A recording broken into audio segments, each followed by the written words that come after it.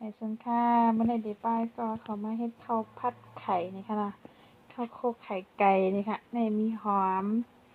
อันนี้ก็ไข่3 ไข่อันนี้ก็ข้าวมันค่ะนะแล้วก็โคกกะเพราอันนี้อีเดียมันก็มีอันนี้ผัดข้าวอันนี้เป็นซีอิ๊วขาวซีอิ๊วดำน้ำมันโอเคใส่น้ำมันลงใส่น้ำมันลงไปผมหมักน้ำมันน้ำก็ใส่น้ำผมหมักก็ใส่อีกนะต้องเฮ็ดกินจ้ำด้วยค่ะอันประเทศจีนนี่อัดหลานแน่ต้องเฮ็ดกินด้วยหลังกินมือนะเหมือนคือเป็นเหมือนแน่นอนแล้วก็น้ำมันหอมแล้วหอมลงไปน้ำมันมะพร้าวแล้วก็น้ำมันไม้ก็เอาใส่หอมลงนะปากให้กินจังเขาก็จะมาเฮ็ดด้วยกันนะในขณะความทุกๆไปไหนกันเนาะไข่ไก่แน่บ่หมักน้ำกันนะใส่ทานไข่ให้ไหนหายทำเนื้อน้ำมันไก่ทอดนั่นแหละเอ็ดข้าวผัดไข่ค่ะพอดีกินจ้ำเขามาคะแนนข้าวโคไข่ไก่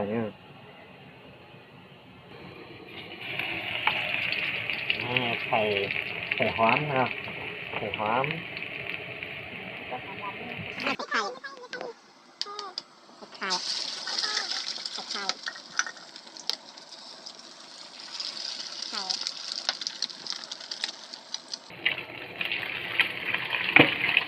แล้วก็เอาข้าวใส่กันนะเช็ด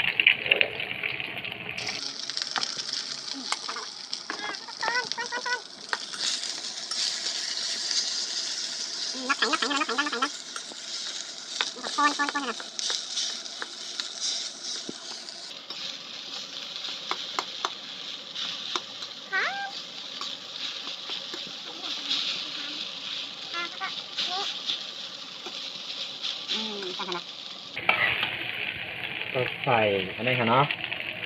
ใส่น้ำไหนอยู่ห้องน้ำอันนี้น้ำปอกขวดให้เนาะโปข้าวเบิดใส่ได้เดี๋ยวใส่กระเพาะหวานอ่ะเดี๋ยวกระเพาะหวานไว้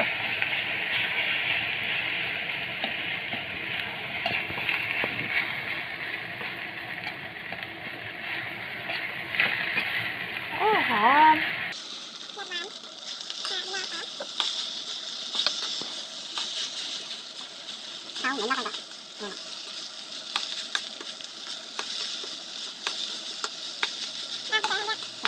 ดำสีนิ้วดำใส่สีนิ้วดำนี่ค่ะพี่น้องเขาสีน้ำปลาใส่น้ำมันเปาะละเปาะ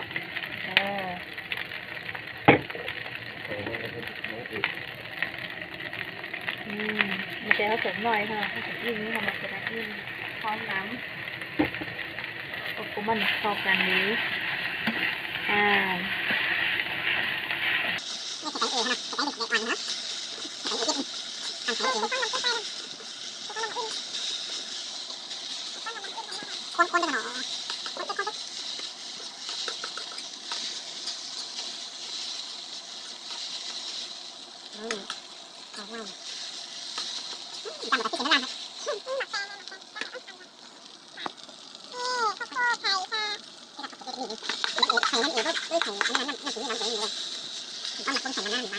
กำลังก็ยาวแล้วค่ะ